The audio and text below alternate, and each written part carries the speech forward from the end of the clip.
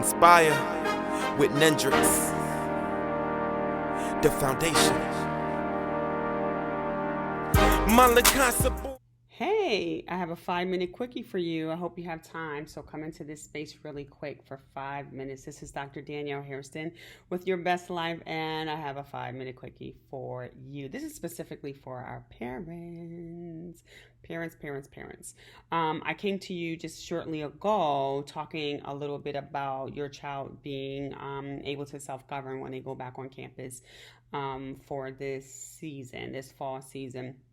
The other thing, one of the things that I want to also share with you really quick is that if you know that you're coming, I did mention hot spots, but if you know for certain that you're coming from a hot spot and your child has to self-quarantine, please be prepared to either pre-prepare meals, meal planning for your young person for 14 days, give them extra money so that they can, order from Uber Eats and have Uber Eats deliver food to their dorm so that they can, have someone bring that up to their dorm.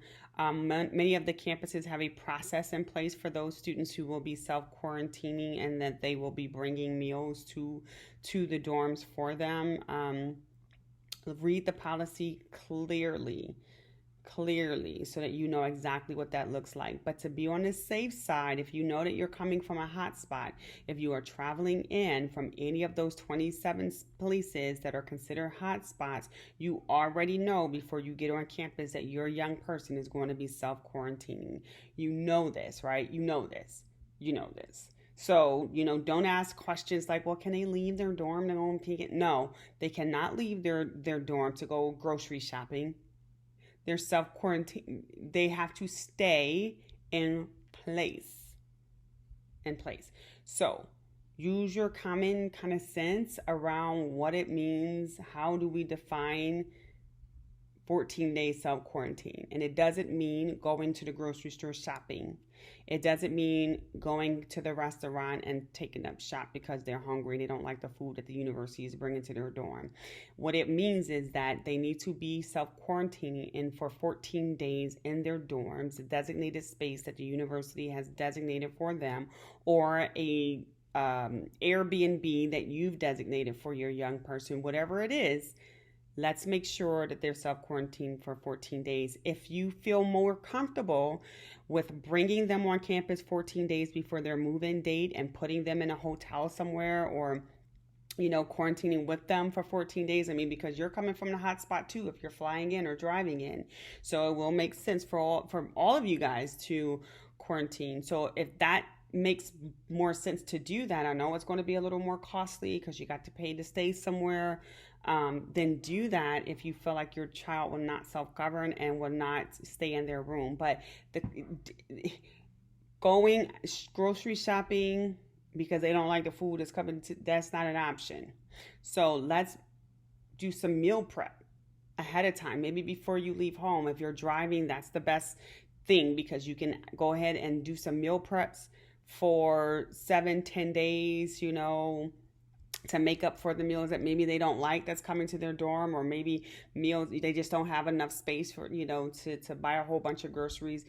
Create these little plastic containers. This is when meal planning is going to come into some use. Go into Pinterest, look at some of the meal plans that they have, really creative ideas, and package up those meals for your young person. Freeze some of it. If you're driving, that you can put it in a cooler and drive that in, but you already know if your young person is coming from a hot spot ahead of time to self-quarantine for 14 days. If it makes sense for you to go ahead of time, go ahead and do it if you can afford it. Some parents just can't afford to fork over $80, $90, $100 a night for 14 nights just so that your child can self-quarantine. So that means you're going to be relying on them to do what they need to do. And if you want some added, layers of protection, let's do some meal planning, and so that there will be really no reason for them to leave their dorm because you've supplemented their meals with some things that that they will eat. and putting it in their refrigerator. Those refrigerators, especially for the freshmen, are very small. So you got to get real creative.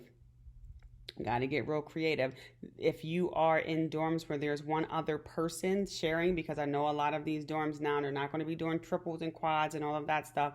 Get in contact with that person and maybe y'all can meal prep together, share each other's refrigerator so you'll have enough food for that time. But you already know if you're coming from a hot spot. So let's make some decisions ahead of time before you get on campus, okay?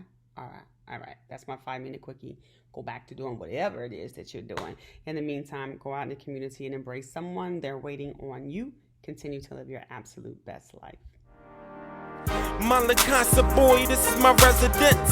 My prescription boy, this is my medicine. The world can be sickening, living in house resemblance. Not to mention the media's effort to keep us in the most simplistic state of mind. Lowest age bracket committing the highest rate of crime.